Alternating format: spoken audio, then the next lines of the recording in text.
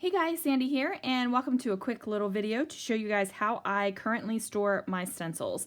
So I have this 12 by 12 binder, and I believe it's from Echo Park. I found it on sale at Tuesday morning for a really cheap price, so I thought that this would be perfect.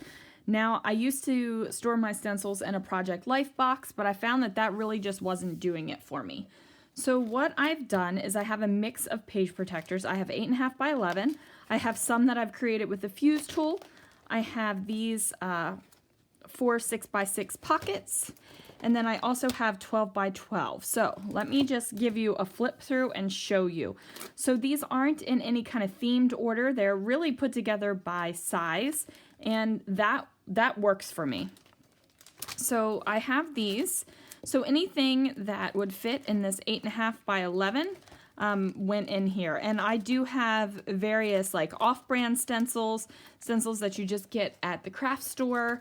I also have like Prima. These are some, oh, the name is escaping me. One of the Ranger Signature designers, the name's escaping me. Some alphabets, like these are Heidi Swap. This is just in here because it worked. So any kind of these stencils that fit go in here. And you can't see these as well because I use this mint green paper. But these are scrapbook.com stencils. So they all fit in here. And I'm probably going to switch out this mint green paper because you can see them a lot better on the black. So I have those, and then I used 12 by 12 page protectors and created these pockets. So these hold my Heidi Swap screen prints, and then they also hold these Vicky Bouton stencils. And I thought about just punching new holes in the stencils, and I was like, nah, just put them in a pocket. So these all fit in the pocket, and there's still room to grow. Now we move on to my kind of 6 by 6 stencil storage. This is also where I keep my wreath builder templates. And then I just have, now this is a travesty. So this is what happens when you don't clean your glitter glaze off of your stencils right away. The good news is it does eventually dry and you can peel it off, but it's so much easier to clean them. So clean your stencils, clean them. And then like different stencil companies, like these are Brutus Monroe, that's from Plaid. This is from Freckled Fawn. So any stencils that I have received go in here. And like I said, they're not really in any kind of order. They're not really in any kind of theme. They just go in here. These aren't exactly 6 by 6, but they fit in the pockets, so I put them in as well. Like these aren't exactly 6 by 6, and these are just in the pockets too. And I don't mind like flipping through my stencils. I like the process of flipping through my things. You'll probably see that as I share more and more of my storage with you, but I like this process. So that is what works for me. So I have a couple extra page protectors in here if I get more stencils, and then we go to my 12 by 12 stencils, and they are just in here. Some are on white, some are on this neon green, and they're just in here as well. The same way, there's no real rhyme or reason.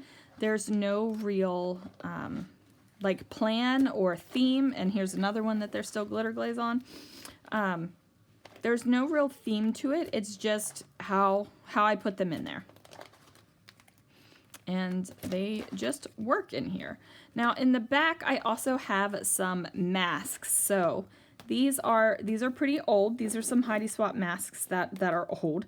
These are some Tim Holtz ones, again, old. They're actually just in front of this stencil here. I can't part with this yet. I mean, there's pieces of it that I really like. I just can't part with it. So it's there. I have these scalloped what are these, like stencils from Kiwi Lane. I have 2 of my color blocking templates that I couldn't get rid of in here. And then I have my storyline from Creative Memories that I just couldn't get rid of. So it lives in back here too.